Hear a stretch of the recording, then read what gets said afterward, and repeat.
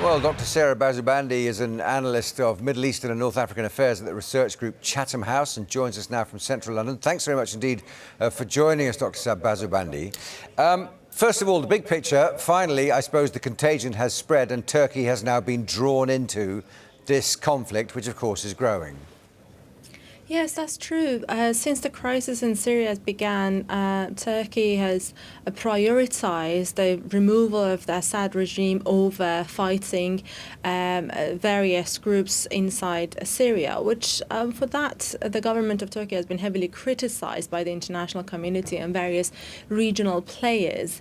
It was speculated that Turkey cannot get away for a very long period with just turning a blind eye on various activities that the ISIS and groups that are related to ISIS were conducting out of Turkey.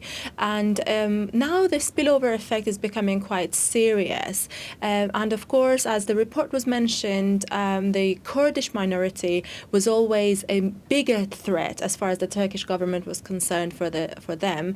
And now it's ISIS and the threat of ISIS, especially the bombings since the past few days, the incidents that happened inside the Turkish borders, and it's expected that it's going to continue for some time, that Turkey would now take a bigger step and a more active role as one of the key regional players, as one of the countries that shares borders with Syria in fighting the radicalism. I mean, a cynic might say that what Turkey is doing now is using the attacks on ISIS as cover for pursuing operations against Kurdish forces, both in Syria and in Iraq.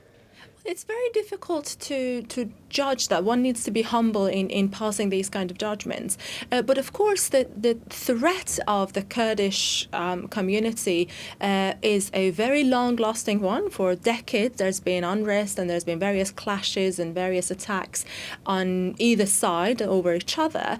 And of course, with the rise of ISIS, the threat of the Kurdish minorities, as far as the Turkish government is concerned, is not going to go away.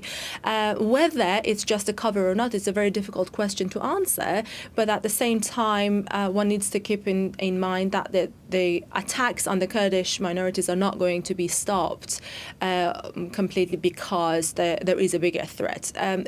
Turkey, in other words, have now two fronts to fight. What about the arrests of the sort of up to 600 perhaps individuals on Turkish land? Is that ISIS? Do we really think it's the case, or is it just known PKK operators that, again, Turkey has now given itself the freedom to arrest? Well, the operations of ISIS inside Turkey have been quite big. All the recruitments, most of the financial lines and movements of human capital of ISIS have been happening mainly through borders of Turkey.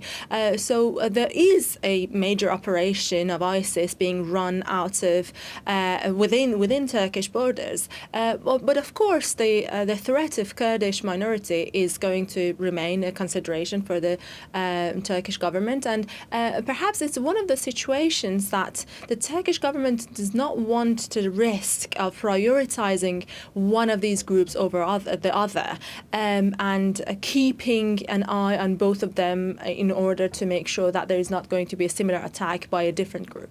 Very briefly, Dr. Bazoobandi, we're running out of time, but I mean, what about America's role in this? America now has the great reward of being able to use Incirlik Air Base, which of course it's always wanted to do. America supports Kurdish operations with material as well as finance in northern Iraq. Now everybody is everybody's friend and everyone is everyone's enemy.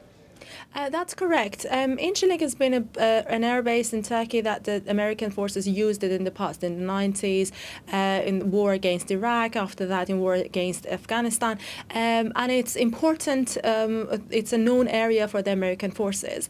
The other positive point that comes out of this, I think, is that involvement of key regional players, as well as the big powers like the Americans, in fighting ISIS is quite crucial. So to have Turkey on board, I think it's generally a positive point.